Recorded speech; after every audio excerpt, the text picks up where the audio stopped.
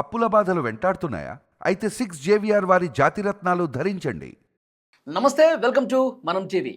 ఈ మధ్య కాలంలో దేశంలో సైబర్ క్రైమ్స్ అనేవి విపరీతంగా పెరిగిపోతున్నాయండి. డిజిటల్ అరెస్ట్ అయ్యి లక్షల రూపాయలు పోగొట్టుకుంటున్నారు. అంటే సామాన్యులో లేకపోతే చదువు లేని వాళ్ళు ఈ విధంగా డిజిటల్ అరెస్ట్ అయ్యి డబ్బులు పోగొట్టుకున్నారంటే ఒక అర్థం ఉంది.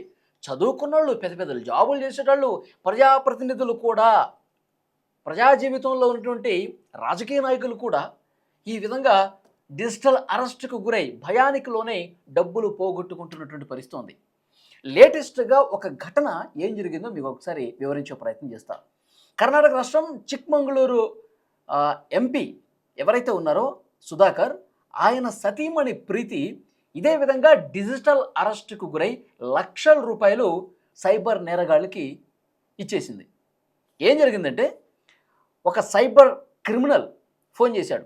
ఫోన్ చేసి ఈ ప్రీతి గారికి ఫోన్ చేసి ఏమన్నాడంటే, నేను సైబర్ అధికారిని, ఆఫీసర్ని, మీ పేరు మీద ఒక అతను క్రెడిట్ కార్డ్, మీ డాక్యుమెంట్స్ని పెట్టి ఒక క్రెడిట్ కార్డు తీసుకొని చట్ట వ్యతిరేకమైనటువంటి లావాదేవీలు చేశాడు, మేము అతను పట్టుకున్నాం, అరెస్ట్ కూడా చేశాం, మీ పేరు చెప్పాడు, అంటే మీ పాత్ర ఉంది అని చెప్పి అతను చెప్పాడు. అతని పేరు సద్బత్ ఖాన్, అతను అరెస్ట్ చేశాం. ఇప్పుడు అతను మీ పేరు చెప్పాడు, ఈ లావాదేవీలు మీరే చేయించినట్టుగా చెప్పాడు అంటూ అతను మేము అరెస్ట్ చేసిన సందర్భంగా చెప్పాడు.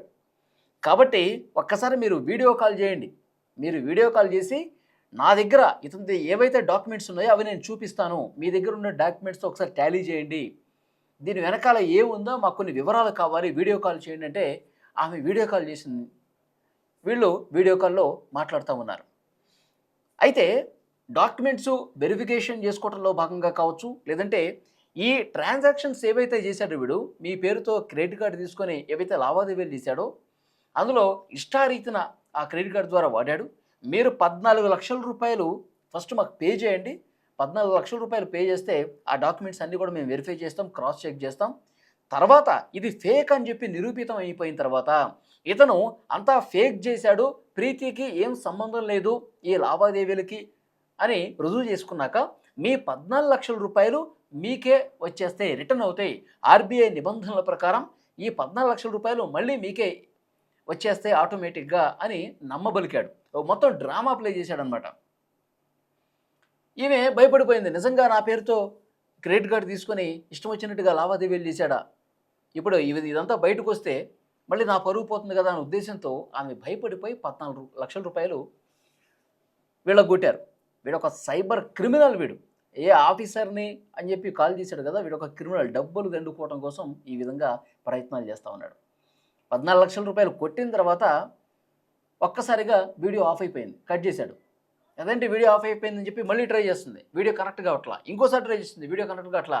అంటే డబ్బులు దండుకోవటం కోసం ఈ విధంగా ఒక ఫేక్ డ్రామా ప్లే చేసి నా దగ్గర 14 లక్షల రూపాయలు కొట్టేశాడు, వీడు ఆఫీసర్ కాదు, వీడు బొంద కాదు, నా దగ్గర డబ్బులు కొట్టేయడం కోసం వీడు ఒక సైబర్ క్రిమినల్ అని చెప్పి అప్పుడు ఆమెకు అర్థమైపోయి, ఏమి ఎంపీ భార్య కర్ణాటక రాష్ట్రం, వెంటనే పోలీసులు కంప్లైంట్ చేస్తే పోలీసులు కేసు నమోదు చేసుకుని ప్రస్తుతం దర్యాప్తు చేస్తున్నారు. వీళ్ళు ఎక్కడి నుంచో చేస్తారండి, ఊరుండదు పోరుండదు, డైరెక్ట్ ఇంటర్నెట్ కాల్స్ చేస్తూ ఉంటారు. సో కాబట్టి అప్రమత్తంగా ఉండాలని చెప్పి అధికారులు చెప్తూ ఉన్నారు.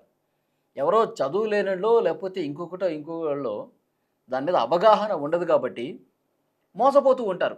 కానీ వీళ్ళు చదువుకున్న మంచిగా చదువుకున్నాళ్ళు, ఎంపీ భార్య, మొత్తం అసలు సైబర్ క్రైమ్స్ ఏ విధంగా జరుగుతున్నాయో ఎంతో కొంత అవగాహన ఉన్న వ్యక్తులు ఎవడో బెదిరించేసి 14 లక్షల రూపాయలు మీ డాక్యుమెంట్స్ అన్నీ ఇవైపోయినాయి, మిస్యూజ్ చేసేసారు, 14 లక్షల రూపాయలు కొట్టండి మళ్ళీ రీఫండ్ అవుతాయి ఆర్బీఐ గైడ్లైన్స్ ప్రకారం అని చెప్తే నమ్మేసి 14 లక్షల రూపాయలు ఏ విధంగా కొట్టేశారు.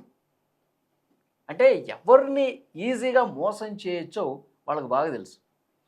పేరు ప్రఖ్యాతలు ఉన్నవాళ్ళు, సొసైటీలో కొంచెం పేరున్నవాళ్ళు ఈ విధంగా ఇలా మాయమాటలు చెప్తే ముందు వాళ్ళ దృష్టి అంతా అరే మనకి బ్యాడ్ నేమ్ అవుతుంది కదా అన్న ఉద్దేశంతో డబ్బులు కొట్టేస్తూ ఉంటారు. కానీ ఇది ఒక క్రైమ్ అని వాళ్ళు కనిపెట్టలేకపోతున్నారు. ఈ ఘటన జరిగిన తర్వాత సైబర్ క్రైమ్ ఆఫీసర్స్ కావచ్చు, లేదంటే కనుక ప్రభుత్వ అధికారులు ఒక విషయం చెప్తా ఉన్నారు.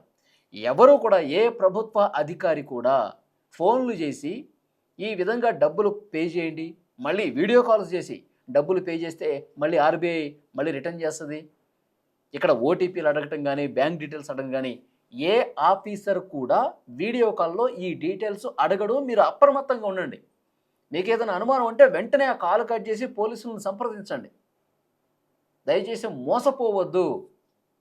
నిజంగా ఇన్వెస్టిగేషన్ చేస్తున్న ఆఫీసర్ అయితే ఒకసారి ఆఫీస్కి రండి అని చెప్తాడు. మాకు కొన్ని అనుమానాలు ఉన్నాయి, మీరు డాక్యుమెంట్ తీసుకుని ఆఫీస్కి రండి మేడం అంటాడు. అప్పుడు మనం ఆ గవర్నమెంట్ ఆఫీస్కి వెళ్ళి పోలీస్ స్టేషనా లేకపోతే సైబర్ క్రైమ్ ఆఫీసా ఎవరు ఏ అధికారి పిలిస్తే అఫీషియల్గా ఆ అధికారి దగ్గర కూర్చుంటే అతను ఇన్వెస్టిగేట్ చేస్తాడు. అదే ఆఫీస్లో చేస్తాడు.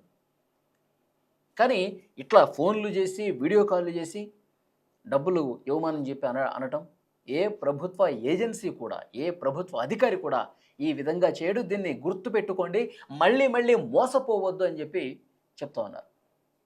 కాబట్టి మొన్న ఇటీవల ప్రధాని నరేంద్ర మోదీ గారు కూడా మన్ కీ బాత్ కార్యక్రమంలో ఇదే విషయం చెప్పారు. డిజిటల్ అరెస్ట్ ప్రస్తావన తీసుకొచ్చారు.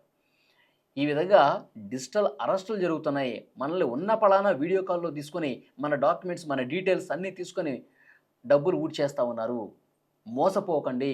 ఈ డిజిటల్ అరెస్ట్కి పట్ల మీరు అవగాహన పెంచుకోండి అని చెప్పి మోదీ గారే మనం చెప్పిన పరిస్థితుంది. సో ప్రతి ఒక్కరూ అప్రమత్తంగా ఉండాలి.